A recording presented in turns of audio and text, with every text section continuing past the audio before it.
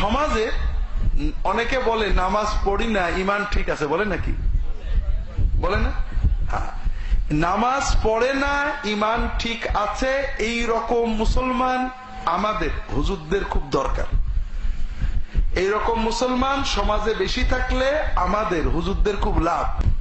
ও ছোট বড় যাই বিপদ হোক আমার কাছে যাবে,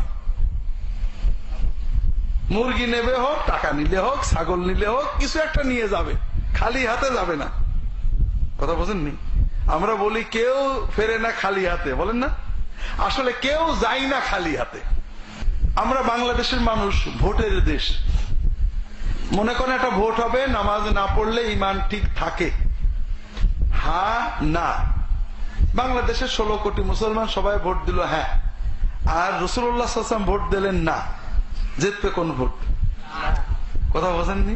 সে রাসূলুল্লাহ সাল্লাল্লাহু আলাইহি ওয়াসাল্লাম বারবার বলেছেন নামাজ না পড়লে সে মুসলমান থাকে না। 2 নম্বর কথা, আরো একটা কঠিন কথা আছে।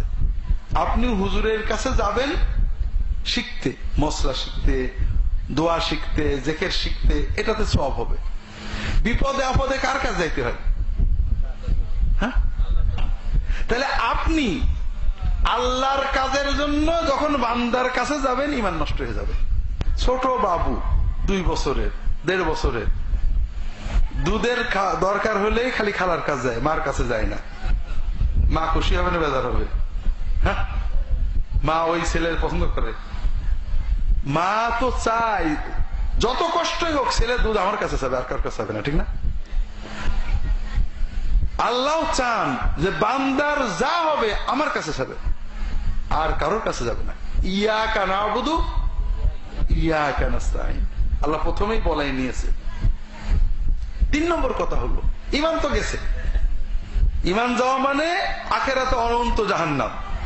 2 নম্বর লস, ওই যে 200 টাকা 500 টাকা মুরগি, হাঁস, ডিম, ওটা তো আপনার লস হলো, কারণ ওটা বাড়িতে বাচ্চা কাছে নিয়ে আপনি খাইতে পারতেন, ঠিক না?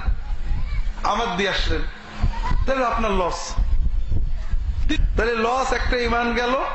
2 নম্বর টাকা পয়সা ছাগল মুরগি গেল। 3 নম্বর বিপদও থাকেই। আর আল্লাহ রাসূল সাল্লাল্লাহু আলাইহি ওয়াসাল্লাম কি বলছেন? কারণ নামাজের সাজদায় বান্দা যে দোয়া করে ওটা কবুল হওয়ার সম্ভাবনা খুবই বেশি।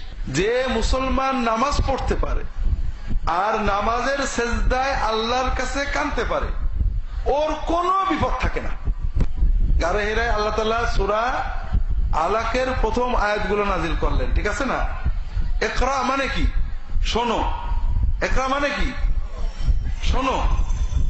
হ্যাঁ হ্যাঁ, ইকরা মানে পড়ো, ইকরা মানে কিন্তু শোনো না। আমরা বাংলাদেশের মানুষ পড়ে মুসলমান না শুনে মুসলমান? শুনে মুসলমানদের বিপদ আছে। আমরা যখন কবরে যাব ফেরেশতারা প্রশ্ন করবে কি কি? মান রব্বুকা ওমা দীনুকা ওমান নবিয়ুকা, তোমার রবকে, তোমার দিন কি, তোমার রাসূলকে, নবীকে প্রশ্ন করবে না? যারা সুনাউল্লাহ তারা কি বলবে? হা হা লা আদরি সামি'তুন নাস ইয়াকুলুনা শাইয়ান ফাকুলতু, হায় হায় এখন তো মনে নেই, আমি তো শুনে শুনে বলতাম, মানুষেরাও বলতো আমিও বলতাম, এখন তো মনে নেই। আর পড়াউল্লাহরা কি বলবে? তারা বলে দেবে। বলার পরে ফেরেশতারা প্রশ্ন করবে তুমি কি করে বই পাইলে? সুনাউল্লাহরা পাইল না, তুমি পাইলে কি করে? ওমা আদরাক মা ইদরিক বিমা দারাইতা। তখন যে পাশ করবে, যে 3টে সঠিক উত্তর দেবে, সে বলবে কারাতু কিতাবাল্লাহি ওয়া সাদ্দাকতু আয়াতিহি ওয়া ফি বা'দিল রিওয়ায়াত সাদ্দাকতু রাসূলুল্লাহ, আমি আল্লাহর কোরআন পড়ছিলাম, কোরআনের আয়াতগুলো অর্থ বুঝে ওটাকে সত্য বলে মেনে নিছিলাম, আমি নবীর কথা সত্য বলে মানছিলাম, এই জন্য উত্তর দিতে পারলাম। তাহলে পড়াউল্লাহরা পাস করবে, যারা কোরআন পড়ে কোরআনের কথাগুলোকে সত্য মানবে, নবীর হাদিস সত্য মানবে, তারা পাস করবে। আর সুনাউল্লাহদের কি দশা হবে আল্লাহই জানেন। তো পড়ার দরকার আছে না নেই? কার সাথে? আর আল্লাহর সাথে বিজনেসে সংখ্যা বড় না, কয় পৃষ্ঠা লিখেছেন বড় না, চেষ্টা কতখানি করেছেন সেটাই ব্যাস।